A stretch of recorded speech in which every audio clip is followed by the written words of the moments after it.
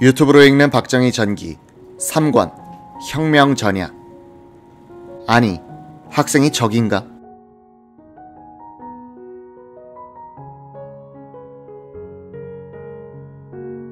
박정희는 이낙선에게 구술한 5.16 혁명사 증언록에서 이렇게 말했다. 나는 4.19 학생혁명 직전 서울 출장에서 돌아오는 길에 대구에 들러 이군 사령관인 장도영 중장을 만났다. 혁명의 필요성을 역설하고 함께 일하자고 했다. 장 장군은 그 취지에는 찬동하면서 그 시기, 방법을 더 연구하자고 답했다. 나는 그러면 그 시기는 언제쯤이 적당하겠느냐고 반문했다.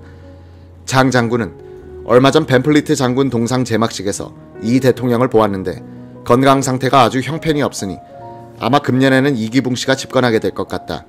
그때 군이 비상수단을 써서 군정을 하자라고 말했다.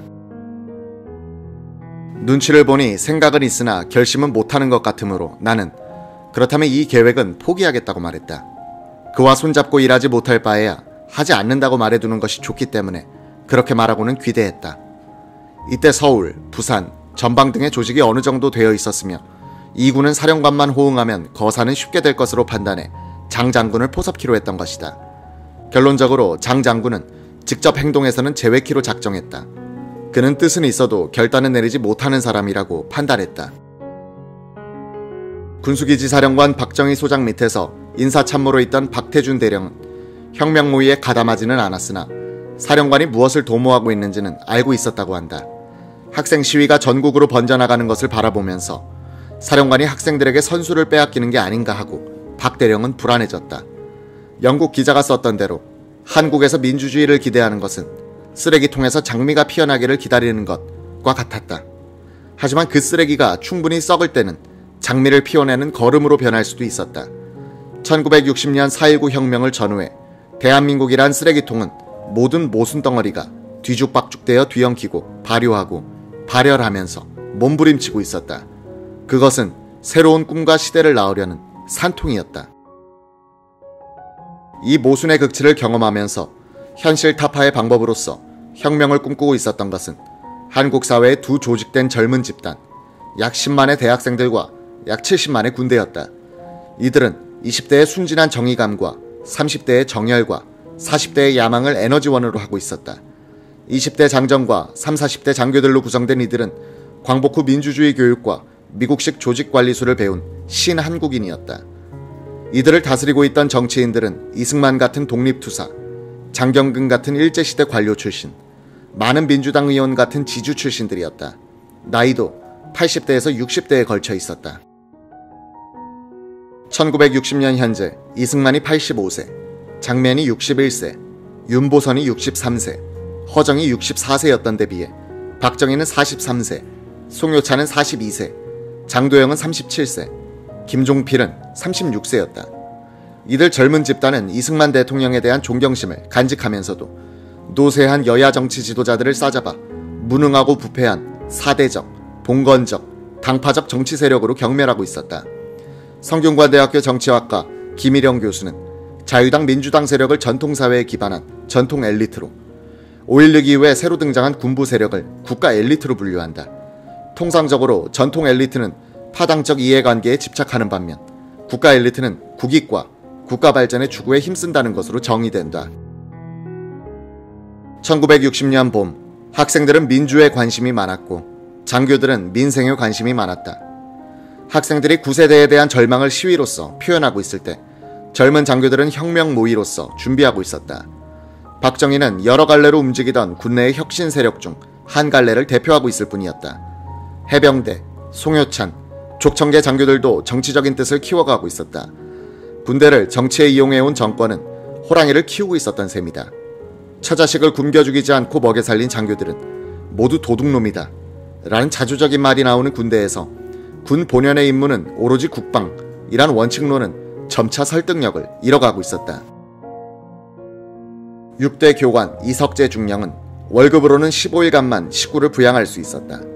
며칠째 양식이 떨어져 식구들이 곡기를 끊을 때 그도 일어설 힘이 없어 출근을 포기하고 누워서 맹물로 허기를 달래는 판이었다.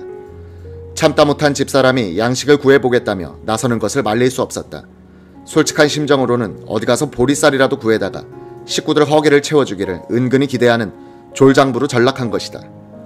고급 장교가 부대 보급품에서 빼낸 쌀자루를 어깨에 짊어지고 귀가하는 모습이 군대 사회의 일반적 풍속되이던 시절이다.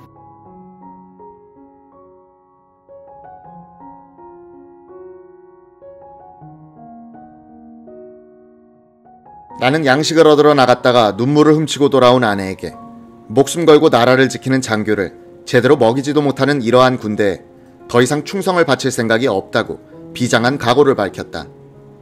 이석재는 그 뒤 낮에는 강의를 하고 밤에는 고시 공부를 하기 시작했다. 그가 법률 공부를 하면서 놀란 것은 대한민국이 조선 총독부 관보에 실렸던 일본법과 미 군정시대에 공포된 영어로 된 법률에 의하여 통치되고 있다는 사실이었다. 한글 전용법이 만들어진 것이 1948년인데 아직도 식민지, 군정시대 법률을 번역도 하지 않고 일본어, 영어로 나라를 다스리고 있는 자유당, 민주당의 국회의원과 강요, 공무원들의 정신 상태를 의심하지 않을 수 없었다는 것이다. 이석재 중령은 고시 공부의 경험을 살려 5.16 뒤에 최고의 법사위원장으로서 우리나라 법령 정비 및 한글화 작업을 하게 된다. 그 뒤 총무처 장관, 감사원장으로 약 14년간 재직하면서 우리나라 공무원 조직의 개혁과 현대화를 주도했다. 이석재가 1년 반 동안 계속하던 고시 공부를 포기하고 군사혁명으로 방향을 돌린 것은 3.15 의거와 4.19로 이어지는 소용돌이를 거치면서였다. 이석재는 민간 정치인들이 나라를 맡고 있는 한 국민들은 꿈도 없는 자포자기의 생활을 할 수밖에 없다는 결론을 내렸다. 648 특기 출신인 그는 강의자료 수집이란 명목으로 육본과 야전군으로 출장을 다니면서 동기생들을 설득했다. 정신 못 차린 정치 몰입애들에게 정신을 차리게 해주고 싶은데 우리같이 나라를 뒤집어 보세. 이석재 중령은 그러다가 김종필 그룹을 만나고 그들을 통해서 박정희와 연결된다.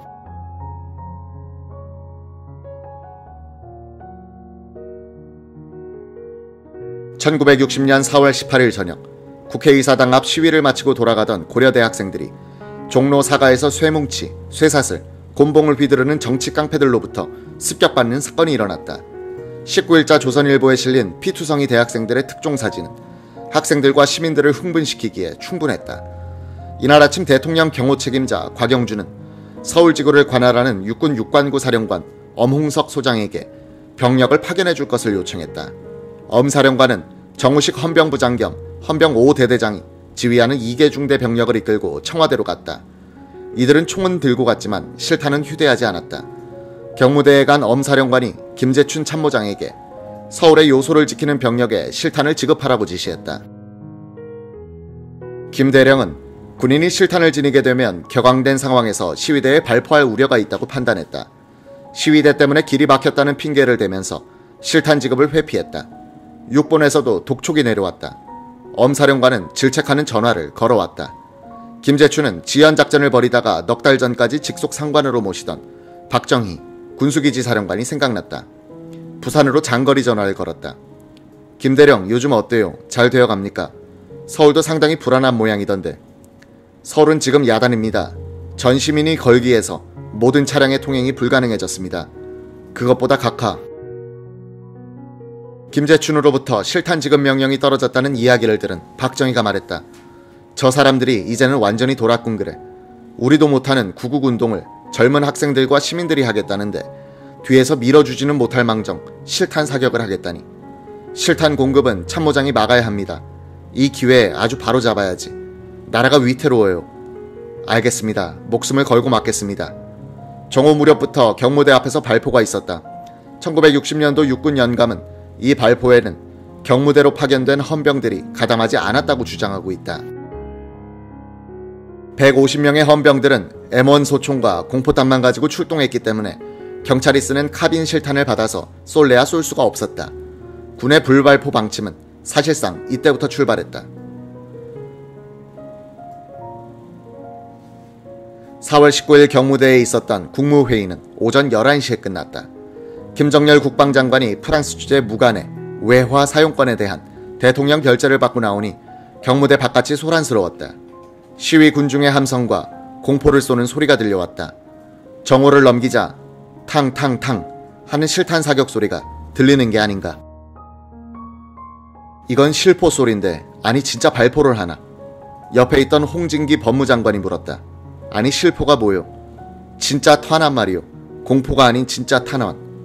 홍 장관은 부산하게 연락을 취해보더니 김 장관에게 다가와서 말했다. 아무래도 계엄령을 걸어야겠소. 경찰의 능력은 한계에 다다른 것 같습니다. 아니 경찰이 책임지고 막아야지. 군대가 어떻게 시위군중을 해산시킵니까?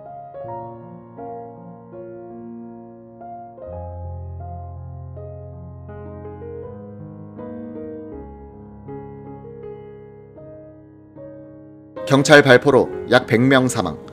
경찰관도 광화문에서 시위군중에게 맞아 죽음. 서울신문사와 반공회관 방화.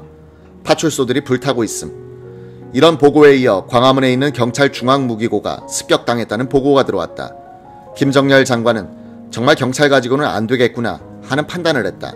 홍 장관과 함께 대통령 집무실로 들어갔다. 두 사람이 상황을 보고하니 이승만은 놀라면서 반문했다. 뭐 부정선거? 아니 후보자가 나 혼자였는데 무슨 부정선거야. 사실은 부통령 선거에서 경찰이 잘못 생각을 해서 부정을 저질렀습니다. 김정열은 회고록에서 이때 이승만 대통령이 각지에서 부정선거를 규탄하는 데모가 일어났는데도 부정선거란 말조차 들어보지 못하신 것 같다고 썼다. 아마도 인해 장막을 친 비서들과 자유당 강경파가 노 대통령의 심기에 지장을 줄 만한 신문과 정보를 차단한 때문이라고 김 장관은 생각했다. 육군 영감은 4.19 개헌 부분을 서술하면서 이렇게 적었다. 대통령은 공보실에서 발행하는 영자신문 코리안 리퍼블릭밖에 읽지 않았다. 외국 신문, 통신도 관계 강요나 비서들이 스크랩해주는 정도만 읽었다. 외교나 군사 문제를 제외하고는 바깥에서 무슨 일이 일어나는지도 몰랐다. 이 틈을 이용해서 자유당 간부 몇몇 사람들이 권세를 휘둘렀다. 아니 그런데 데모군중이 그렇게 많이 죽었나? 예, 사태가 그렇게 됐습니다. 자네들 계엄령이 무엇인지 아나? 홍진기 장관이 전시, 사변 또는 이에 준하는 국가 비상사태가 발생했을 경우나 적과 교전 상태에 있거나 하면서 법전을 외우듯이 대답하자 대통령은 아니, 학생이 적인가? 하고 질책했다. 아닙니다. 그런데 무슨 계엄령이야. 계엄령은 그런데 내는 게 아니야. 김, 홍 두 장관은 대통령을 설득하는데 1시간이 걸렸다. 오후 1시로 소급하여 서울지구에만 경비계엄을 선포하기로 하고 계엄사령관으로는 원용덕 헌병총사령관을 내정했다. 그런데 시위가 부산, 대구, 대전, 광주 등 지방에서도 확산되고 있다는 보고가 들어왔다. 서울에는 헌병대와 공병대 병력밖에 없었다. 김정열 장관은 경비계엄을 비상계엄으로 바꾸고 서울, 부산, 대전, 대구, 광주로 확대해 이를 선포하기로 하고 송회찬 육군참모총장을 계엄사령관으로 임명하도록 다시 대통령의 결재를 받았다. 김정열 장관은 하와이로 출장간 맥그루더 주한미군 사령관을 대리하고 있는 에머슨 커밍스 부사령관에게 상황을 설명하고 가평 15사단을 계엄군으로 삼아 서울에 진주시키겠다고 통보해 양해를 받았다. 5대 도시에 대한 비상계엄령은 이날 오후 5시를 기해서 선포됐다.